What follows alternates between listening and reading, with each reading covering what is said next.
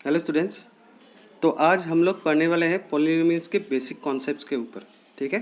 तो basic concept में यहाँ पे जब भी पॉलिनोमियल्स के बारे में बात किए जाते हैं वो हमेशा अलजेब्रिक पे ही आता है। तो अलजेब्रिक एक्सप्रेशंस पहले जान लेते हैं कि अलजेब्रिक एक्सप्रेशन कैसे बनते हैं, तो वहाँ पे क्या क्या रहते हैं और उसी से हम क्या क्या डिफरेंट टाइप्स पॉलिनोमियल्स हमें मिल जाता है और उसके एप्लीकेशंस बाद में देख लेंगे। ठीक है। तो अभी देखते हैं कि यहाँ पे तुम लोग देख रहे हो कि एक एक्सप्रेशन मैंने दिया हुआ है 3x² + 5। ठीक है।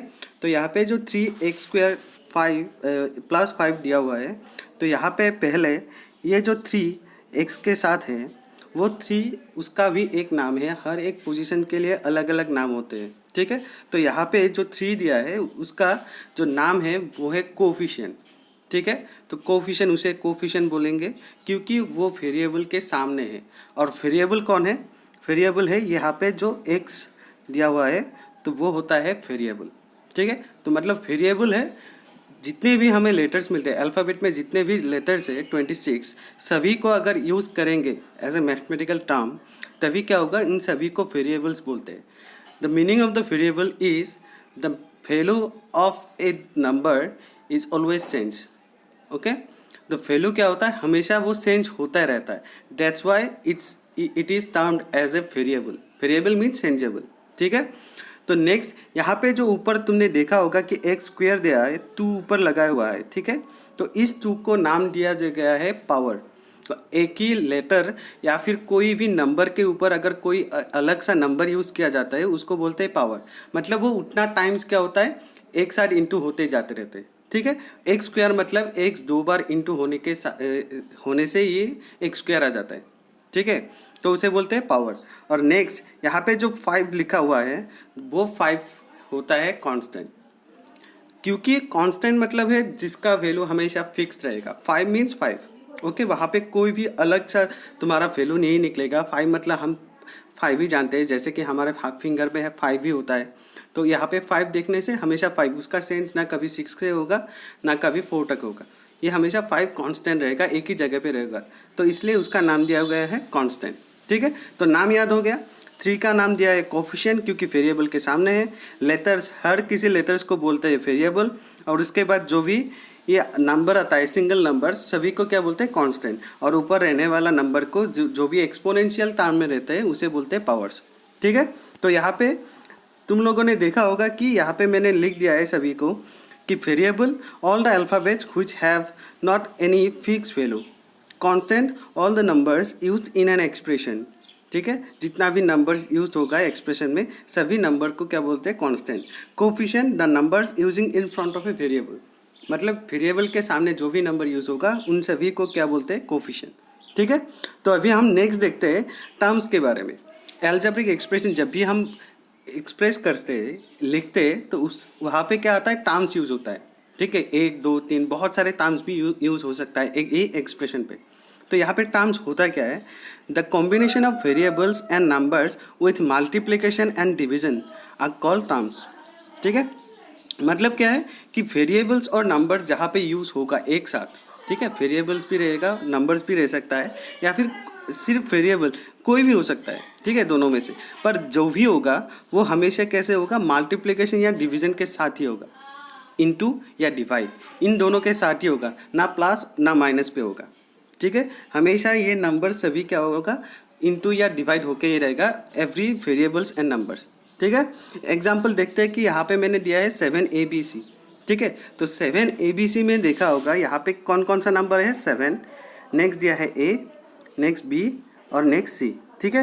इन यहाँ पे सार अलग अलग होते डिजिट दिया गया है, एक 7 विच इज़ कॉन्स्टेंट, बाकी सभी वेरिएबल्स। और सभी क्या हो रहा है, यहाँ पे बीच में कोई भी एक साइन यूज़ नहीं किया गया है। डेट मीन्स अगर कोई भी साइन नहीं है, दैट ये बोलता है कि ये सभी क्या हो रहा है, इनटू हो रहा है। ठीक है। इनटू के वजह से यहाँ पे कोई भी साइन यूज़ नहीं किया जाता है।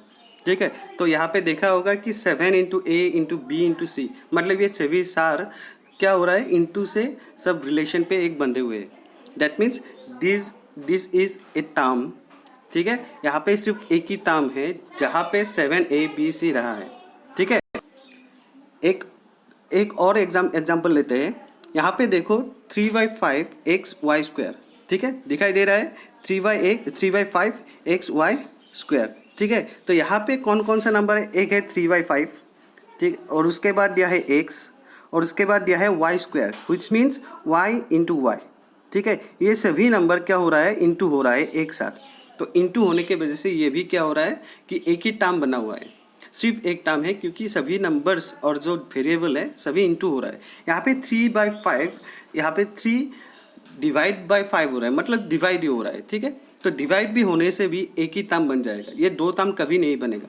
दो टर्म बनते कब है, जब भी एक नंबर प्लस या माइनस में होगा तभी क्या होगा, वो अलग अलग हो जाता है, तभी एक ही नंबर को अलग अलग टर्म में बांट दिया जाता है, दो टर्म बन जाता है। जैसे कि ये एक एग्जांपल में है कि 5x + 9 दिया हुआ है, यहाँ पे 5x एक टर्म है और 9 जो कि अलग टर्म है, क्योंकि बीच में क्या है, plus sign, which are divided by this plus sign. ठीक है, तो यहाँ पे दोनों टर्म क्या हो रहा है, अलग अलग हो रहा है, मतलब यहाँ पे हमें दो ही टर्म है, यहाँ पे सिर्फ एक टर्म और यहाँ पे भी एक ही है।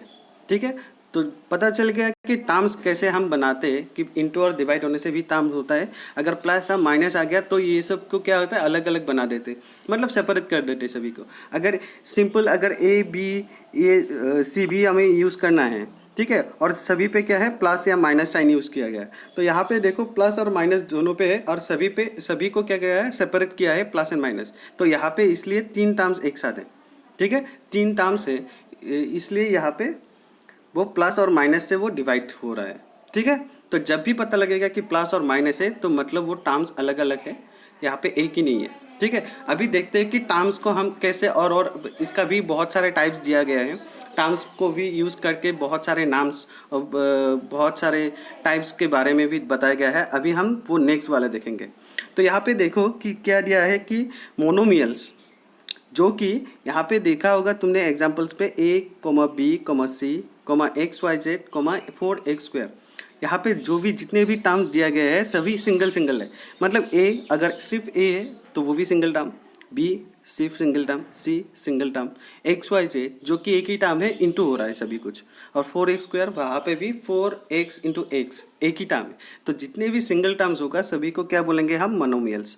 ठीक है, हो गया। अभी देखो नेक्स्ट में क्या है, यहाँ पे a + b प्लस से वो दोनों सेपरेट हो रहा है। नेक्स्ट में देखो ab + xy², यहाँ पे प्लस से दोनों सेपरेट है, और नेक्स्ट वाले में क्या हो रहा है कि माइनस से वो सेपरेट हो रहा है, मतलब दो टर्म्स यूज़ किया गया है। तो अगर किसी एक्सप्रेशन पे अगर दो टर्म्स है तभी क्या बताया जाएगा कि बाइनोमियल्स है। ठीक है, the binomials is referred to the algebraic expression which have two terms. ठीक है, जो एक्सप्रेशन टू टर्म से कॉन्सिस्ट होगा, बनाया जाएगा, तभी उसी को क्या बोलेंगे, बाइनोमियल्स। ठीक है, तो बाइनोमियल्स हो गया। ट्राइनोमियल्स भी सेम है, जहाँ पे तीन टर्म्स एक साथ होगा, जैसे कि a + b + c, x - y + c। ठीक है, तो यहाँ पे देखा होगा टर्म्स अलग अलग तीन है। कैसे पता चला कि प्लस और माइनस से वो सेपरेट हो रहा है, जब भी प्लस एंड माइनस देगा तो वहीं पे क्या हो जाएगा, वो सेपरेट हो जाएगा, टर्म्स अलग अलग बन जाएंगे।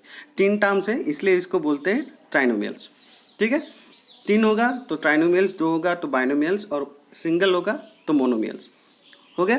अभी देखो polynomials have more than two terms, मतलब यहाँ पे जब भी पोलिनोमियल्स के बारे में एक्सप्रेस किया जाता है या फिर डेफिनेशन दिया जाता है, वहाँ पे क्या लिखते हैं हम कि more than two terms.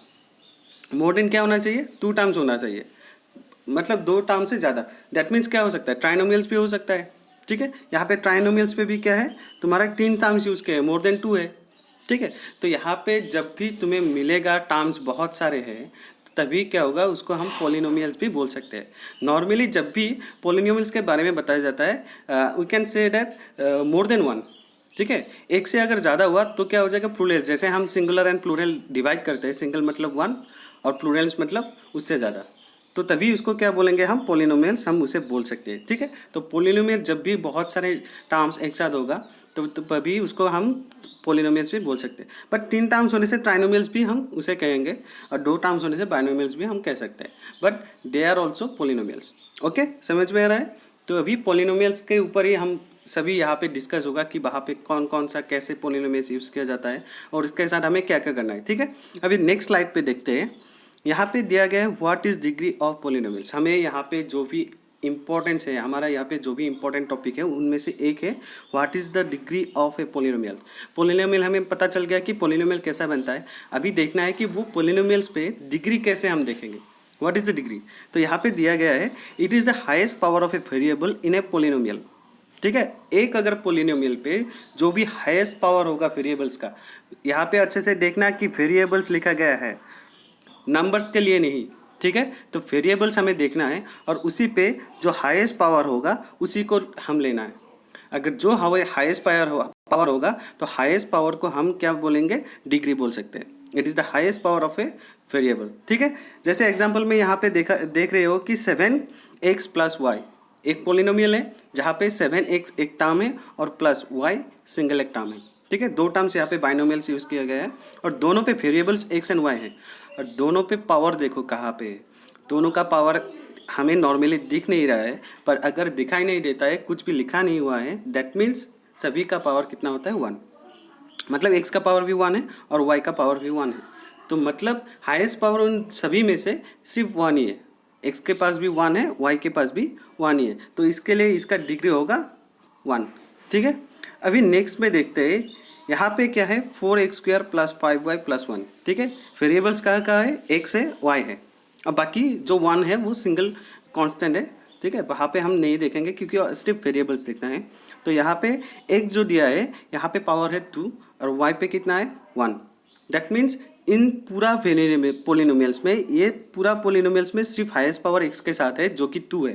That means degree of this polynomial is 2। ठीक है, तो हमें सिर्फ देखना है पावर कहाँ पे सबसे ज़्यादा है, जिसका भी ज़्यादा होगा वही होगा ये पूरा पोलिनोमियल्स का डिग्री। ठीक है, तो जैसे कि यहाँ पे 3 नंबर पे देखो क्या दिया है कि a³ plus ab plus c। Variables कौन कौन सा है पहले वो देख लेते हैं। फर्स्ट है a और उसके बाद दिया है एक साथ ab एक टर्म है और c एक्स्ट्रा। ठीक है, तो अभी पहले वाले में देखते a पे है 3 पावर, सेकेंड पे है ab। वेरिएबल का पावर देखना है तो यहाँ पे ab दोनों वेरिएबल है, दोनों का पावर देखेंगे कि दोनों पे कितना है 1 1। दैट मीन्स उसका टोटल पावर होगा 2। एक ही टर्म्स में वेरिएबल अगर 2 है उसका पावर हम प्लस करेंगे और जहाँ पे यहाँ पे क्या क्या दिया है 1 एंड 1, तो दैट मीन्स इसका पावर हो जाएगा 2। ठीक है, और c का कितना है 1 और यहाँ पे कितना है पहले में 3। That means the highest power is 3। That's why the degree of this polynomial is 3। ठीक है, समझ में आ रहा है। तो हमें क्या देखना है कि वेरिएबल्स का हाईएस्ट पावर देखना है, पूरा पोलिनोमियल्स में कितना भी है, जो भी हाईएस्ट पावर होगा हमें उसी को उसका डिग्री बताना है। समझ में आ रहा है, तो डिग्री होगा हमेशा द हाईएस्ट पावर। ठीक है, ऐसे बहुत सारे एग्जांपल्स मिल जाएगा जहाँ पे तुम्हें वेरिएबल्स का पावर ही देख के डिग्री बताना है। सिर्फ ये लाइन याद कर लेना कि हाईएस्ट पावर होता है डिग्री। ठीक है, जो भी वेरिएबल्स तुम्हें मिलेगा सिर्फ वेरिएबल्स के लिए। ठीक है, अभी नेक्स्ट देखते हैं क्या है। जब भी डिग्री के लिए यूज़ किया जाता है तभी उसके लिए स्पेसिफिक नाम भी होता है। ठीक है, यहाँ पे हमने टर्म्स के बारे में पढ़ा था कि मोनोमियल बाइनोमियल।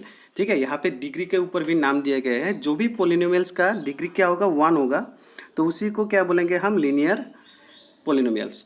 ठीक है, अगर उसके पास डिग्री 2 है तो हम उसे बोलेंगे क्वाड्रेटिक। और जो भी डिग्री 3 है, अगर किसी पोलिनोमियल्स का डिग्री 3 मिल गया, जैसे कि हमारे पिछले स्लाइड में क्या था, यहाँ पे तुम देख सकते हो कि पिछले स्लाइड में ये यहाँ पे डिग्री 3 था, तो इसी को हम क्या बोलेंगे, क्यूबिक बोलेंगे। यहाँ पे देखो क्यूबिक लिखा हुआ है। ठीक है, तो degree 3, the polynomials having degree 3 is called cubic polynomial. ठीक है, समझ में आ रहा है। तो अगर तुम्हें बोला गया है कि क्वाड्रेटिक पोलिनोमियल का डिग्री कितना होता है, हमें हमेशा क्या देखना है 2। ठीक है, तो ऐसे भी हम डिफाइन कर सकते हैं कि तुम्हें अगर क्वेश्चन में आ गया एक क्यूबिक पोलिनोमियल्स है, उसका डिग्री कितना हो सकता है, तो क्यूबिक है मतलब उसका डिग्री हमेशा क्या होगा 3 होगा। तो ये सभी क्या करना है, हमें लर्न करना है। ठीक है, तो ये बेसिक कॉन्सेप्ट है जब भी तुम पोलिनोमियल्स को एक्सप्रेस करोगे।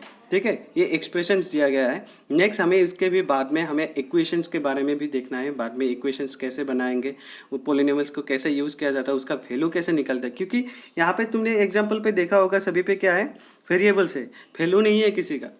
वेरिएबल्स जिसका वैल्यू क्या होता है, चेंज होता है। हमें क्या देखना है, बाद में इस सभी को वैल्यू यूज़ करके उसका वैल्यू भी निकालना है। अलग अलग वैल्यू हो सकता है। अगर x का वैल्यू 1 रखूँ तो उसका वैल्यू अलग होगा, 2 रखने से उसका वैल्यू अलग हो जाएगा। ठीक है, तो उसी को एप्लीकेशन में हम बाद में देखेंगे। पहले ये बेसिक कॉन्सेप्ट याद रख लेना, उसके बाद हम नेक्स्ट वीडियो में क्या करेंगे कि इन सभी का एप्लीकेशंस यूज़ करेंगे। ठीक है, तो थैंक यू आज के लिए।